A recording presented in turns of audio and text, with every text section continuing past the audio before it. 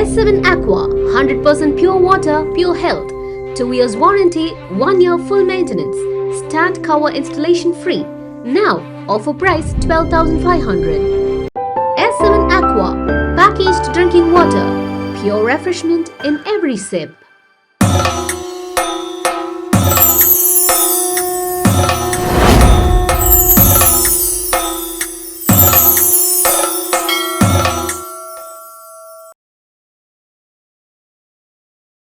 S7 divine channel நேயர்களுக்கு வணக்கம். இன்று நாம் பார்க்க இருப்பது சிம்மராசி.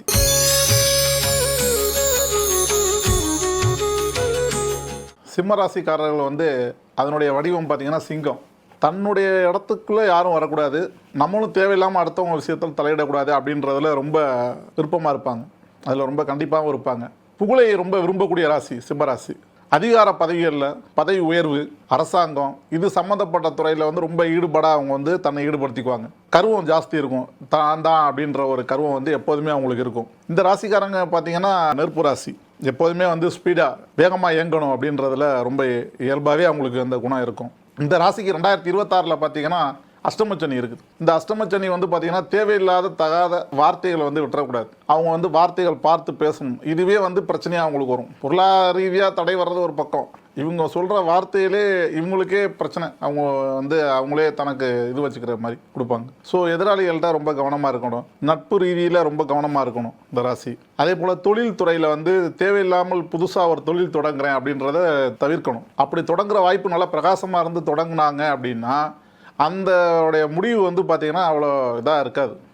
தசாபுத்தி வலுவாக இருக்கவங்க பண்ணலாம். அது அவங்களுடைய சுய ஜாதகத்தை பார்த்துட்டு தான் நம்ம செயல்படுத்த முடியும். அதே போல் சிம்மராசிக்காரங்க பார்த்திங்கன்னா வண்டி வாகனத்தில் ரொம்ப கவனமாக போகணும் வரணும் இந்த அஷ்டமச்சரி காலகட்டத்தில். அடுத்தா நாம் பார்க்கக்கூடிய ராசி பார்த்திங்கன்னா கன்னிராசி.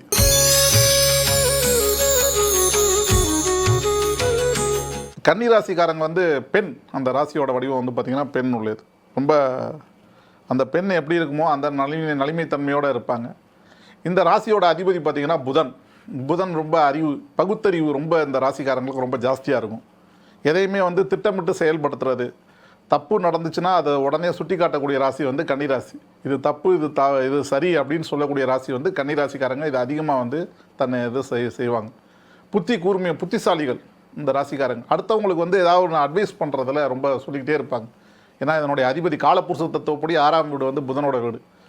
உங்கள் கடன் வாங்காமல் இருக்கணும். கடன் வாங்கினாங்கன்னா அதிலே மூழ்கிடுவாங்க. ஸோ இவங்களுக்கு கண்டகசனி நடக்குது. இந்த கண்டகசனி காலகட்டங்களில் பார்த்திங்கன்னா கணவன் மனைவிக்குள்ளே சில கருத்து வேறுபாடுகள் நிறைய இருக்கும். எடுத்த பொருள்கள் வீட்டிலே இதாங்க மறந்துட்டு வச்சிடுறது, இந்த மாதிரி விஷயங்கள் நிறைய நடந்திருக்கு. அனுபவமாகவும் நான் பார்த்துருக்கேன். ஸோ அதனால் அவங்க ஃப்ரெண்ட்ஷிப் சர்க்கிள், நட்பு வட்டாரங்களில் ரொம்ப கவனமாக இருக்கணும். ஏன்னா ராசிக்கு 7ஆம் வீடு நட்பு கொடுக்கும், நட்பு வட்டாரத்தையும் குறிக்கும். அதனால் கன்னிராசிக்காரங்க பார்த்திங்கன்னா இந்த வருஷத்துல இருந்தே ஏதாவது ஒரு புதுசாக ஏதாவது ஃபினான்ஸ் சம்மந்தப்பட்டதில் பணம் முதலீடு செய்வோம் அப்படின்றதெல்லாம் ரொம்ப கவனமாக அவாய்ட் பண்ணணும். இப்போ போட்டது அடுத்து அஷ்டமச்சரியில் இதனுடைய பலன் ரொம்ப கஷ்டமாக இருக்கும். அதனால் அவங்க நிதானத்தை கடைபிடிக்கிறது இந்த காலகட்டங்களில் ரொம்ப அவசியம். அடுத்தா நாம் பார்க்கக்கூடிய ராசி பார்த்திங்கன்னா துலாராசி.